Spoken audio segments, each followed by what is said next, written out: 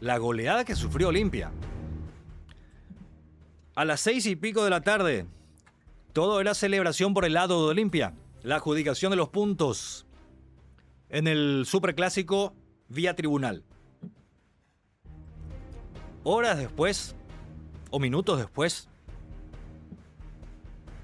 empezaba la decepción total. 3-0 contra Vasco da Gama.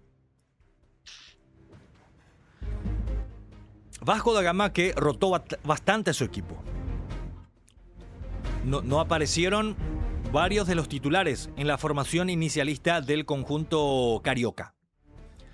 Como también uno puede decir, Olimpia varía mucho. O sea, Olimpia tampoco tiene un equipo absolutamente estable. Tiene una base, pero siempre hay retoques en el equipo de Vitamina Sánchez. Ayer la aparición de Lucas Morales, su primer partido en el año. La defensa con Juan Vera, Mateo Gamarra. Hablamos allí de novedades dentro de la alineación que ha presentado el equipo franjeado. Una defensa inédita. Morales, Vera, Gamarra, Coyote Rodríguez. En la mitad de la cancha nombres conocidos, pero que es parte también de una rotación. Franco, Ortiz, Quintana, Lescano, Romeo Benítez y Hugo Sandoval. Repasando este equipo de Olimpia, también podemos decir, o sea, por el lado de Vasco, habrán tomado también que Olimpia metió mucha rotación dentro de la conformación de su onceno. Tampoco Vasco es que haya metido un equipo de juveniles. Tampoco es que haya despreciado los puntos en juego en este partido. De hecho, lo hizo con seriedad el equipo de Vasco da Gama, que logró imponerse por 3-0. Y acá vemos estadísticas que ha compartido Conmebol después de lo que fue el encuentro. Y el trámite fue parejo en cuanto a la tenencia, en cuanto a la posesión del balón en este partido, donde Olimpia arrancó muy mal el segundo tiempo. Ya estamos hablando de un tramo final del primer tiempo donde se dejó doblegar y el arranque del segundo tiempo fue fatal para Olimpia. En lugar de ajustar lo que había que ajustar y que se estaba evidenciando en ese primer tiempo, Olimpia pagó muy caro el arranque del segundo tiempo. Después con los cambios lo empujó más a Vasco hacia su campo. Vasco también con el 3-0 como que ya descansó, ya tenía como para no otorgar tantos espacios en campo propio, sino que era cuestión de replegarse un poquito, dejarle la pelota a Olimpia. Olimpia que también adquirió mayor capacidad de posesión a partir de los cambios que introdujo Vitamina Sánchez. Lo tuvo que poner a Alfaro, lo tuvo que poner a Richard Sánchez, en cancha Adrián Alcaraz, Iván Leguizamón, Alejandro Silva. Con eso Olimpia lo fue empujando al equipo de Vasco, que también metió cambios para reforzar su estructura. Metió a jugadores que venían jugando en el equipo titular del Brasileirao, como Paulo Henrique, Barros, Brenner, Inestrosa. Son jugadores habituales en la conformación de Vasco da Gama. Tuvo su momento fatídico Olimpia en el partido. Ese tramo final del primer tiempo y el arranque del segundo. Ayer estábamos hablando de las características de Vasco da Gama, que es un tanto previsible, que ataca mucho por las bandas, que generalmente logra profundizar sus ataques a través de la proyección de los laterales juntándose con los extremos para armar pequeñas sociedades y cruzar pelotas hacia el área rival. Tal cual se dio el partido en los goles de Vasco el día de ayer. Olimpia no previó esos detalles. Se dejó atacar estando muy vulnerable. Yo lo vi a un Olimpia muy pasivo ayer. En el primer tiempo muy pasivo.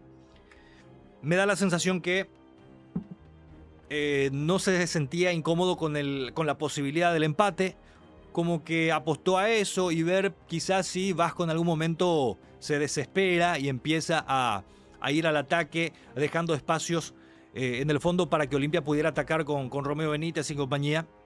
Sin embargo, el partido no se presentó de ese modo. Se presentó con Vasco atacando por las bandas y aprovechando las opciones que tuvo. Ojo que Olimpia tuvo una clarísima con Rubén Lescano. Tuvo Olimpia una clarísima con Rubén Lescano que no sé qué le pasó en ese momento. Como que no supo acomodarse. Pudo haber sido el tanto para Olimpia que quizás le hubiera dado otro rumbo al partido. Pero al no aprovechar esa opción y entrar desconcentrado en el segundo tiempo con el amplio marcador de 3-0 ya era muy difícil. Era muy difícil. Yo sé que Vitamina puso a los jugadores habitualmente titulares como Alfaro y otros en campo, Richard Sánchez. No necesariamente con la pretensión de ganar el partido, de empatarlo, yo creo que la cuestión era por lo menos achicar esa diferencia, de pasar del 3-0 a un 3-2, de comprimir esa diferencia de goles que puede ser determinante allá por la última fecha de este grupo de la Copa Sudamericana. Y mirando la clasificación,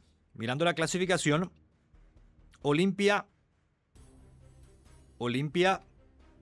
se dejó alcanzar por Vasco da Gama. Ya lo había alcanzado Audax Italiano, que con anterioridad jugó con Barraca Central. 4 puntos. Olimpia liderando, Barraca, el equipo de Audax Italiano se le había pegado. Olimpia tenía que puntuar para garantizar el liderato dentro del grupo y además evitar que Vasco da Gama resurja desde la fosa. Y pasó todo lo que no tenía que pasar. No solamente Olimpia perdió, sino que perdió por amplio margen. Hoy Vasco da Gama tiene 4 puntos, al igual que Olimpia y Audax Italiano. Y tampoco es que Barraca Central esté lejos. Barraca Central tiene 3 puntos. Ahí hablamos de un grupo absolutamente apretado. Alguien decía hace rato que Olimpia no perdía la comodidad. Todo lo contrario, Olimpia perdió, eliminó toda comodidad que tenía en el grupo. Para estar cómodo tenía que ganar. El empate le iba a permitir seguir liderando, pero no estar cómodo. Hoy hay 3 equipos empatados con 4 puntos. Además, implica que este resurgimiento de Vasco da Gama dentro del grupo, que el conjunto brasileño va a empezar a intentar recuperar puntos que había perdido en las 2 primeras fechas. Cuando un equipo tradicional fuerte como Vasco da Gama o cualquier equipo brasileño, pero más estos que son tradicionales, Vasco da Gama ya fue campeón de Libertadores y todo, si tenés la posibilidad de pisarle la cabeza, tenés que pisarle la cabeza y no dejar que reviva esta clase de equipo. Olimpia lo revivió totalmente. El 3-0 le otorga no solamente reacomodarse en la tabla, sino que confianza. Confianza para el equipo de Vasco da Gama. A partir de ahora, y probablemente ya con el campeonato resuelto de aquí a poco, Olimpia tendrá que apretar el acelerador en la Copa Sudamericana. Juega el miércoles a las 21 horas en Buenos Aires contra Barraca Central. Primer partido a ganar para Olimpia. Tiene que ganarle a Barracas. El empate allí puede complicar todo el panorama. Peor aún si vuelve a perder, porque Barracas lo habrá sobrepasado también ya en la tabla. Es partido a ganar para Olimpia. Le queda jugar acá contra Vasco y contra Audax Italiano. Digo acá, en Paraguay, a nivel local, para el conjunto franjeado. En teoría son 6 puntos. Pero con lo que ha mostrado Olimpia en estos últimos partidos, contra Libertad y ayer contra Vasco, no es un equipo fuerte como el que venía haciendo defensivamente. Olimpia defensivamente venía impecable. ¿Se acuerdan ese tramo del campeonato donde Olimpia metía un gol y partido cerrado, acabado? Bueno, en estos últimos partidos le hicieron 6. 6 se comió Olimpia en los últimos 2 partidos del campeonato.